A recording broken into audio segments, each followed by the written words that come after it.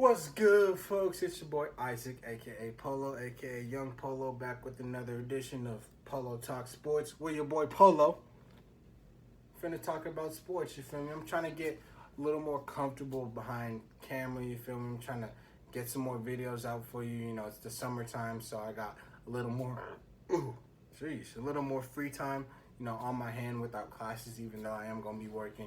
I am going to be finding some other ways to make some money movements as well. You can't forget the YouTube channel. Obviously we're in the stage where we're not really growing at the moment. I got to do more on the marketing end. And, by the end of the summer, by the end of this month, for real, I'm going to really try to turn this up a little bit. So I got a new segment for y'all, a new segment called Polo's Predictions. That's the name of the segment.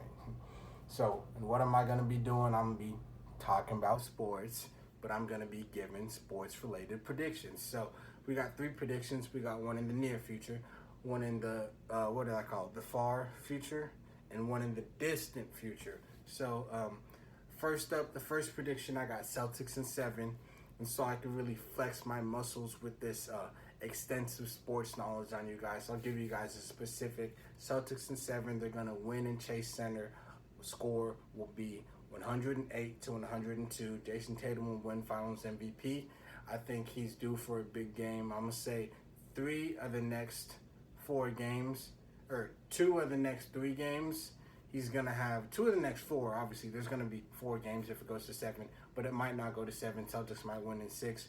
Either way, I got money coming in. I'll say game 4 and game 6, Jason Tatum goes for one of those 35 to 40-point games. He'll probably have around 5 rebounds, around 5 assists, relatively low turnovers, 3 to 4. But, he's really due to cook. He's had some decent, okay games, but, we know Jason Tatum could really spaz out for real. He's a real-life bucket getter. He's nice with it. Once he gets that layup going and the step back is butter, it's over with. Coke, buttered chicken, whatever it's called, He's just going to cook on him, and he hasn't even really gotten to the kitchen yet. He's just now picking up the spatula, but he's ready to cook on him. He's ready to cook. Now, my next prediction is going to be my far prediction.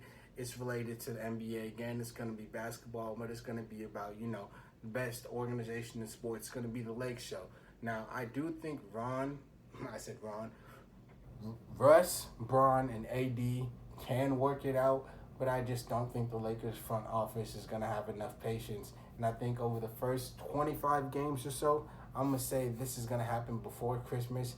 Although we've been trying to trade Westbrook this whole time, we're definitely not going to get it done in this offseason. I think that's obvious at this point. A few games into the season, I think, teams will pull the trigger.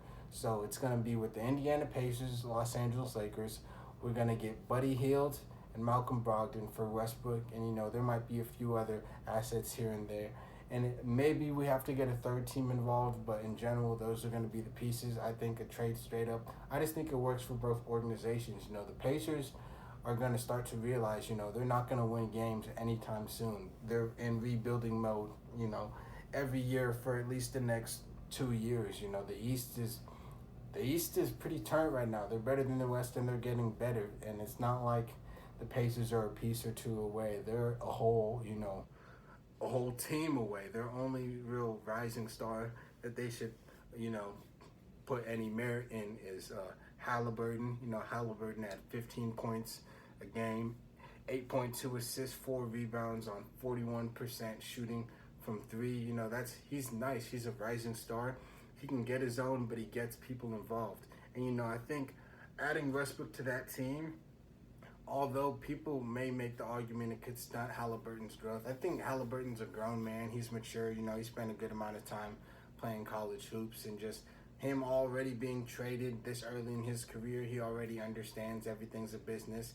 And, he understands when an organization has confidence in you and when they don't. And it seems like the Pacers believe he's the future.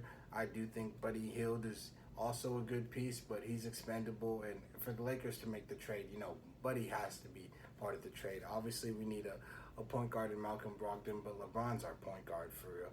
They're just going to be shooters to space the floor. Buddy Hield this last year gave the Pacers 16 points, 3 assists, 4.5 rebounds, 36% from three, but he's a career 40% three-point shooter, and we know with LeBron, that shooting percentage finna go up.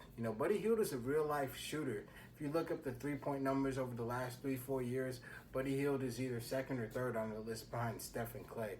And Clay was out, so I bet you Buddy Hield's probably third on that list, especially with Dame just missing time, even though Buddy Hield, he was already ahead of Dame in terms of sheer 3 points made. That's what he does. And LeBron with shooters equals championships. We know this. Also, Malcolm Brogdon, 19 points, 6 rebounds, or 6 assists and 5 rebounds this last year. 31% from three, but a career 38% three-point shooter. And we know the formula, man. LeBron plus shooters equals championships. So I think after the Pacers, they go 5-18, 7-23. When they're 25 to 30 games in, right before Christmas, they're gonna realize, what are we doing here?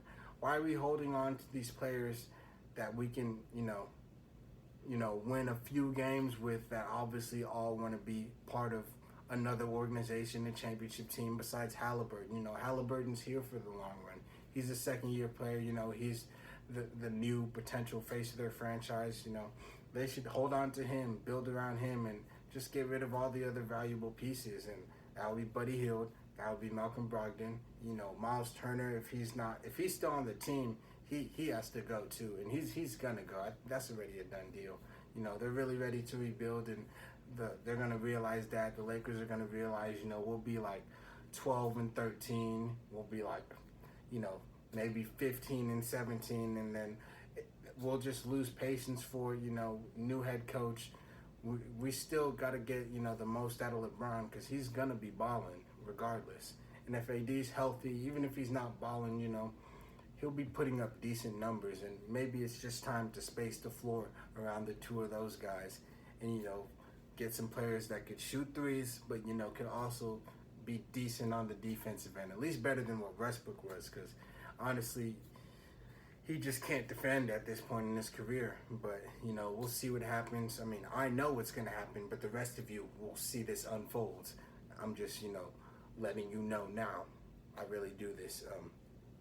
Last but not least is the distant future prediction, and I'm going to just do my Super Bowl pick. I was going to do NBA championship, Lakers over Nets, but I just feel like that's too far-fetched. We're in the finals now. Let me not speak a year into existence, especially because I don't know how this offseason is going to pan out.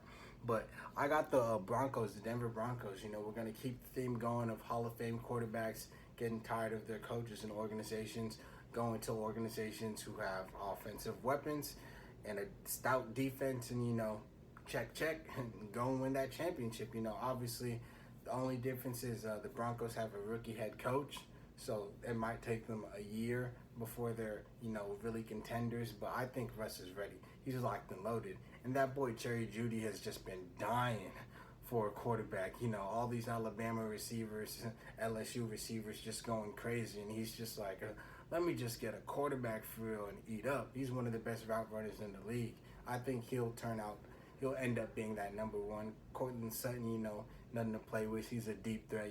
He's a real lob catcher. He'll really make contested type tough, Mike Williams, DeAndre Hopkins type beat catches, and then Russell Wilson, he just throws that thing up. Even though for all the turmoil and all the lack of playoff success in Seattle the last few years, one thing you will say about Russ in that offense, he had DK and Lockett eaten up. He made them Pro Bowlers. Let's see how much they are able to maintain that level of success and production without Russell Wilson. It's going to be a different story. I like Drew Lock a lot. I think he's slept on. I think he's right up there in terms of, skill and where he ranks amongst the quarterbacks with a Baker Mayfield, which obviously he's even held in an even lower regard than that at this point. But I just think, without Russell Wilson, the Seattle's broke. He's up. You feel me? They lost that breakup for sure. But Russell Wilson gets another ring, and then we're gonna have some conversations about where he's really ranked all time, because Russ is really my guy. If he gets another one, I'm not saying top 5, but he might be scratching that top 10 quarterback of all time after he gets this ring with Denver. Get at your boy, and that's it for Polo's predictions. You're gonna see them come through and come true rather, and we gonna see. We gonna see. ESPN need to come call him. Feel me?